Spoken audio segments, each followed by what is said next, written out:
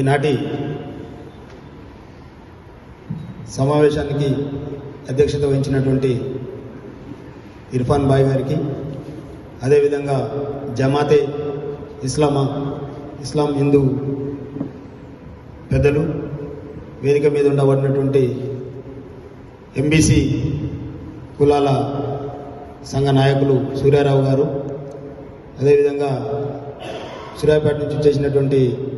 చాంద్ భాయ్, వేదిక ముందుండబడినటువంటి గౌరవ ముస్లిం సోదరులకు, పత్రికా మిత్రులకు అందరికీ కూడా పేరు పేరున నా యొక్క నమస్కారాలు తెలియజేస్తా ఉన్నాను. ముఖ్యంగా పెద్దలు తీన్మార్ మల్లన్న గారు ఈ బీసీల కోసం ఏదైతే పోరాటం చేస్తున్నారో వారిని ఫాలో అవుతూ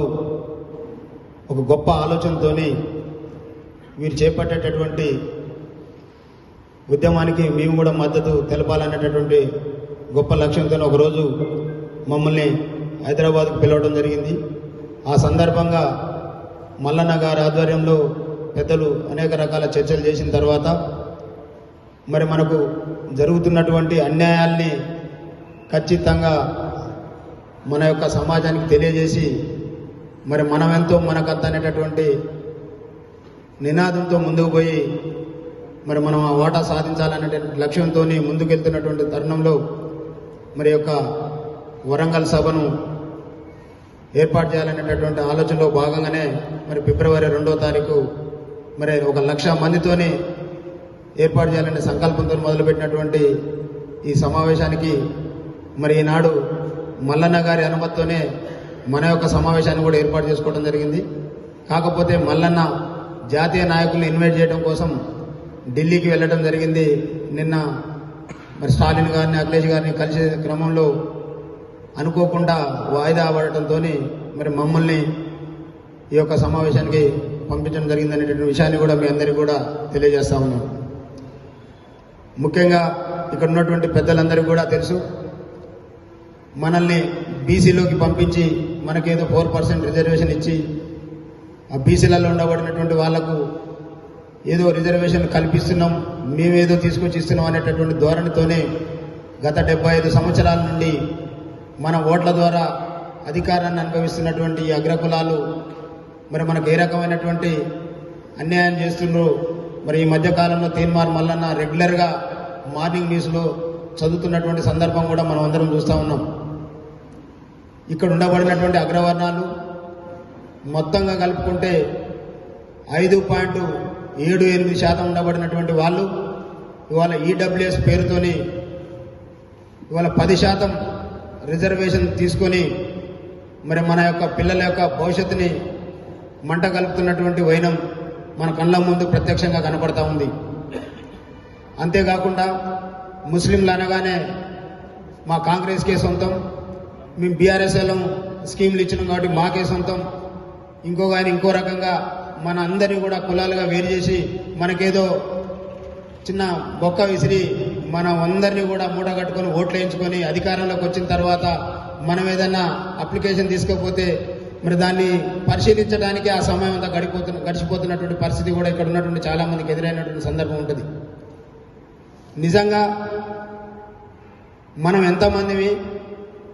మనల్ని లెక్కించమంటేనే ఇప్పటికీ స్వతంత్రానికి పూర్వం లెక్కలు తప్ప స్వతంత్రం వచ్చిన తర్వాత క్లియర్గా మన జాతుల్ని లెక్క చేసి మన లెక్కల ప్రకారం మనకు వాటాలు ఇచ్చినటువంటి సందర్భం లేదు. అక్కడో ఇక్కడ ఎవరైనా ప్రశ్నిస్తే వాళ్ళని అణిచివేసేటటువంటి కుట్రలు జరుగుతూ ఉన్నాయి. మరి ఇప్పుడు 75 సంవత్సరాల తర్వాతనైనా మన జాతుల్లో అంతో ఎంతో ప్రభుత్వ పాఠశాలలు కావచ్చు, ఇంకా మనకున్నటువంటి సౌకర్యాలతో చదువుకొని అవేర్నెస్ వచ్చిన తర్వాత మరి ఈ దారుణాల మీద మరి ప్రశ్నించకపోతే భవిష్యత్ తరం మరి అంధాకారం అవుతుంది అనేటటువంటి ఆలోచనతో మరి ఇక్కడ ఉండబడినటువంటి మేధావులు కావచ్చు, మరి తీన్మార్ మల్లన్న గారిని మరి గత ఎన్నికల్లో శాసన మండలికి ఇక్కడ ఉన్నటువంటి బీసీలందరూ కూడా చైతన్యవంతులై మరి అతని శాసన మండలికి పంపిన తర్వాత ఏదైతే కేసీఆర్ గారు సమగ్ర కుటుంబ సర్వే చేపట్టి మరి ఆ యొక్క రిపోర్టు కూడా బయటకు వస్తే మన యొక్క జాతిలో చైతన్యం వస్తుందని ఆ రిపోర్టు కూడా మరి అక్కడ బయటకు రాకుండా చేసినటువంటి కుట్రలు కావచ్చు, మరి వారు శాసనమండలిలోకి ఎన్నికైన తర్వాత అవన్నీ కూడా తీస్తే నిజంగా ఇక్కడ ఉండబడినటువంటి బడుగు బలహీన వర్గాల యొక్క దోపిడీ ఏ రకంగా జరుగుతుందో మరి మన కళ్ళకు కట్టినట్టుగా ప్రతిరోజు కూడా వివరిస్తున్నటువంటి సందర్భం చూస్తూ ఉన్నాం. దయచేసి ఇక్కడ ఉండబడినటువంటి ముస్లింలు కావచ్చు, బీసీలు కావచ్చు, అన్నదమ్ముల మాదిరిగా కలిసిపోయేటటువంటి సందర్భం ఈ తెలంగాణ ప్రాంతంలో ఉంటుంది. దానికి ఎగ్జాంపుల్ నా పక్కన ఉండబడినటువంటి చాంద్ భాయ్, మీ ఇద్దరం కూడా ఒక 25 అంటే 2001 టీఆర్ఎస్ పార్టీ పుట్టిన నాటి నుండి తెలంగాణ ఉద్యమంలో పనిచేసి ఈ తెలంగాణ రాష్ట్రం ఏర్పాటైతే ఇక్కడ ఉండబడినటువంటి మనలాంటి వాళ్ళ బతుకులు బాగుపడతాయి. మరి ఇక్కడ ఉన్నటువంటి భూములలోకి నీళ్లు వస్తే పంటలు పడతాయి. ఆంధ్రకు తరలిపోతున్నటువంటి నిధుల్ని ఆపుకుంటే ఇక్కడ ఉన్నటువంటి మన పల్లెలు బాగవుతాయి. మరి ఇక్కడ ఉండబడినటువంటి ఉద్యోగాలు ఇక్కడున్న వాళ్ళకే వస్తే ఇక్కడ ఉన్నటువంటి కుటుంబాలు బాగవుతాయనే లక్ష్యంతోనే మొదలుపెట్టే ఉద్యమంలో పనిచేసి మరి మేము మా యొక్క గ్రామాన్ని అనేక పర్యాయాలు నేను సర్పంచ్గా ఉంటే వారు ఉప సర్పంచి, మా మేడం సర్పంచ్గా ఉంటే వాళ్ళ తమ్ముడు ఉప సర్పంచ్గా 25 సంవత్సరాల నుంచి అన్నదమ్ముల మాదిరిగా కలిసిపోతున్నటువంటి సందర్భం. అక్కడ ఉన్నటువంటి బీసీలం ఏకమై అక్కడ ఉన్నటువంటి ఓసీలకు ఎప్పుడు కూడా ఎదురు నిలబడి కొట్లాడినటువంటి సందర్భం. మరి అక్కడ సక్సెస్ అయింది, ఈ రాష్ట్రంలో ఎందుకు సక్సెస్ కాదనేటటువంటి నినాదంతోనే మరి గత ఎన్నికల్లో మేమందరం కూడా మా దగ్గర ఉండబడినటువంటి మంత్రి మరి 2 పర్యాయాలు మంత్రిగా ఎన్నికై ఎంతసేపటికి ఇప్పుడు బాయ్ చెప్పినట్టుగా వడ్డించేవాడు మనవాడైతే కడబంతులు ఉన్న మూలుగ బొక్కలు వచ్చి మన ఆకులో పడతాయనేటటువంటి సామెతతోనే ఏమిటికి పనికిరానటువంటి నాయకుల్ని కూడా చాలా పెద్ద పెద్ద పదవుల్లోకి తీసుకుపోయి మరి ఇక్కడ మన జాతుల్లో ఉండబడినటువంటి వాళ్ళు ఎవరైనా తెలివి కల్లోలు బయటకు వస్తే అలాంటి వాళ్ళని ఎక్కడికక్కడ అణచివేసేటటువంటి కుట్రల్ని స్వచ్ఛందంగా నేరుగా భరించి ఇక భరించలేమనే మేము భర్తలు పట్టుకొని మరి మీరందరూ కూడా చూసి ఉంటారు 2023 ఎన్నికల్లో